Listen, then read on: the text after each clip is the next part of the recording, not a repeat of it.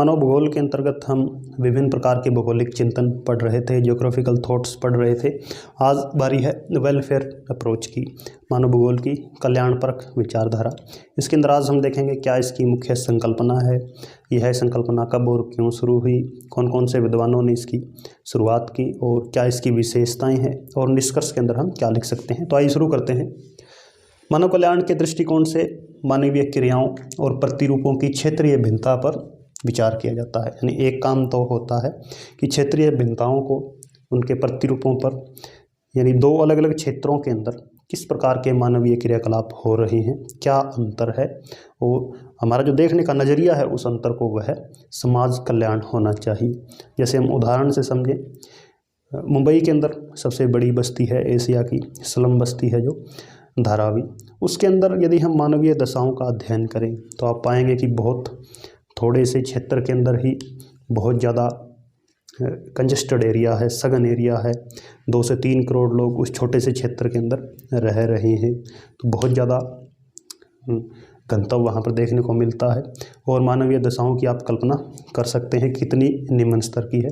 दूसरी तरफ मुंबई के ही किसी पॉश इलाके की हम बात करें तो वहाँ पाएंगे कि उनकी बड़े बड़े फार्म हाउस हैं, विला हैं या बंगले हैं, उनके अंदर 1-2 आदमी ही रहते हैं या खाली पड़े रहते हैं। तो इस असमानता का हमने अध्ययन किया किस दृष्टिकोण से, मानव कल्याण से, मानव कल्याण के दृष्टिकोण से। इसकी हमने पहचान की कि 2 क्षेत्र अलग हैं। एक क्षेत्र के अंदर मानव का कल्याण काफ़ी हो चुका है, बहुत ज़्यादा हो चुका है। दूसरे के अंदर मूलभूत सुविधाएं भी नहीं हैं, गरीबी है, असमानता है, सब कुछ है। तो इसकी पहचान करना एक तो इसका काम है कल्याणपरक विचारधारा का।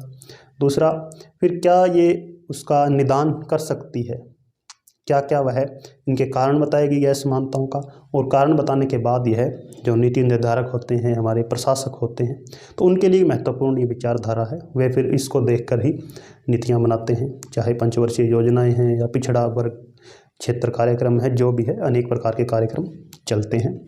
तो ये इसकी मूल संकल्पना है।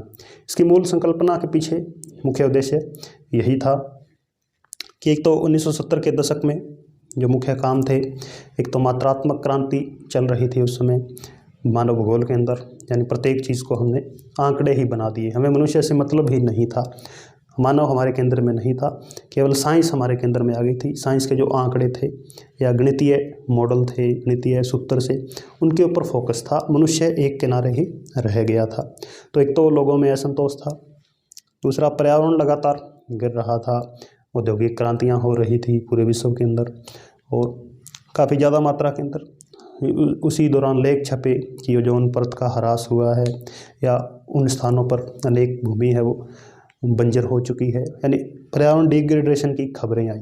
तो इन दोनों कारणों ने मिलकर सामूहिक रूप से इसको संकल्पना को जन्म दिया। तो अब मानव भूगोल के जो शोधार्थी थे या पीएचडी कर रहे थे छात्र, उन्होंने भी इसको अपना विषय चुना कि हाँ, हम मानव कल्याण के ऊपर थीसिस लिखेंगे, इसके ऊपर हम पीएचडी करेंगे। तो यह काफ़ी ज़्यादा लोकप्रिय इस दौरान हो गया था 1970 के दशक के दौरान। इसके अंदर जो मुख्य भूगोलवेता थे, 1973 के अंदर डेविड स्मिथ ने इसकी शुरुआत की थी और 1970 के अंदर इनकी एक पुस्तक जो काफ़ी मशहूर हुई थी, ह्यूमन ज्योग्राफी ए वेलफेयर अप्रोच। इसके अनुसार कि भूगोल का काम क्या है कि मनुष्य का कल्याण हो, यह भूगोल विषय का ही मूल विषय है।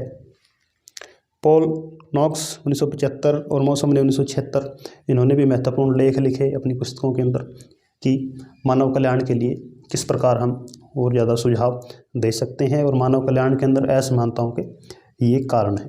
तो ये इसकी मूल संकल्पना मनुष्य में केंद्र है और मानव कल्याण है। इसके बाद हम कुछ और एक विशेषताएं देखते हैं इसके अंदर समाज उपयोगी वस्तुओं के वितरण, उपभोग की दशाओं, उपयोगिता की मात्रा पर विशेष ध्यान दिया जाता है कि जो समाज के अंदर उपयोग आने वाली वस्तुएं हैं वे कितनी मात्रा के अंदर उनका उत्पादन हो रहा है, उनकी मांग कितनी है और कौन सा वर्ग है उसका वो ज़्यादा उपभोग कर रहा है। इन सब को उन्होंने ध्यान में रखा। जैसे अब कुछ भारत के अंदर ही कुछ लोग ऐसे हैं जो कि पानी पीते हैं, जो भारत का पानी ही नहीं पीते, उनका पानी बाहर से आता है विदेशों से, इतना महंगा, उनका जीवन स्तर इतना ऊंचा है। दूसरी तरफ अनेक लोग ऐसे हैं जिनके पास पीने के लिए पानी ही नहीं है, जैसा भी प्रदूषित साफ कैसा भी पानी नहीं है। तो इन सब का अध्ययन इसके अंदर किया जाता है, समाज के काम आने वाली वस्तुओं का अध्ययन होता है। दूसरा यह बहुविषयी विचारधारा है, यानी सभी सामाजिक विज्ञान हैं जितने भी, उनका मुख्य काम क्या है कि किसी तरह मनुष्य का कल्याण हो। तो इसलिए ये क्या है, विचारधारा बहुविषयी है, अनेक विषयों के साथ यह संबंधित है, उनकी मेन थीम यही है।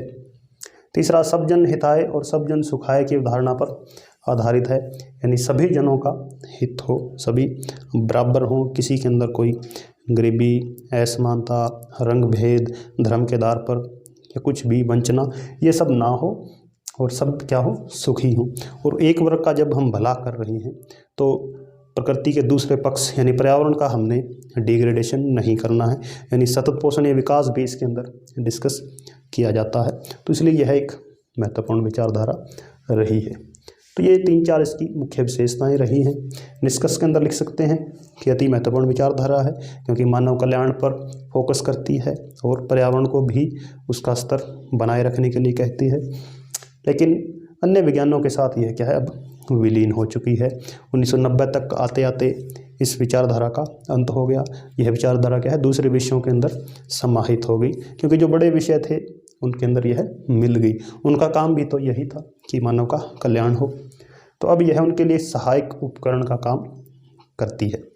तो ये हमारा आज का टॉपिक मानव भूगोल के अंदर कल्याणपरक विचारधारा। इसके अंदर संकल्पना से क्वेश्चन पूछे तो आप इसको एक्सप्लेन कर सकते हैं, अपनी तरफ से कोई सूटेबल एग्जाम्पल लिख सकते हैं। कब शुरुआत हुई, कौन कौन से भूगोलवेता थे, क्या विशेषताएं हैं, निष्कर्ष के अंदर भी एक संतुलित निष्कर्ष आप लिख सकते हैं। धन्यवाद।